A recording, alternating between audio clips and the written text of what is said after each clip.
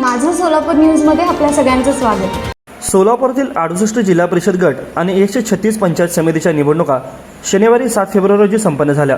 दक्षिण सोलापूर तालुक्यातील मुळेगाव तांड्यातील मतदान केंद्रावर एक अत्यंत धक्कादायक आणि संतापजनक प्रकार समोर आला।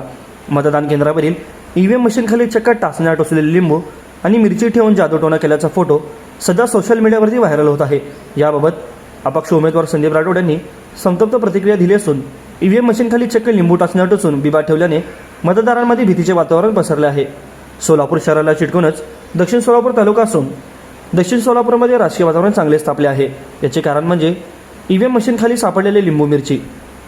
एक महिला मतदान करण्यासाठी केंद्रामध्ये गेली असता मतदान करून बाहेर जाताना तिला चक्कर आली व ती जागेवरच कोसळली। शुद्धीवर आल्यानंतर त्या महिलेने ईव्हीएम मशीनच्या खाली लिंबू मिरची आणि जादूटोणाचे साहित्य पाहिल्याचे सांगितले। शुद्धीवर आलेल्या महिलेची एकूण खातरजमा करण्याची पंचायत समिती तसेच निवडणुकीतील अपक्ष अधिकाऱ्यांनी देखील पाहणी केली।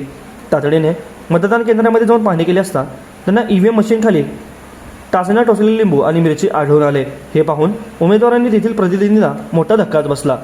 मुळेगाव तांड्यातील मतदान केंद्रावर जादूटोणाचा सारखा धक्कादायक प्रकार समोर आला असून या कृत्यात जे अधिकारी आणि उमेदवार सामील आहेत त्यांची सखोल चौकशी व्हावी आणि त्यांच्यावर कठोर कारवाई व्हावी अशी मागणी संदीप राठोड यांनी केली आहे।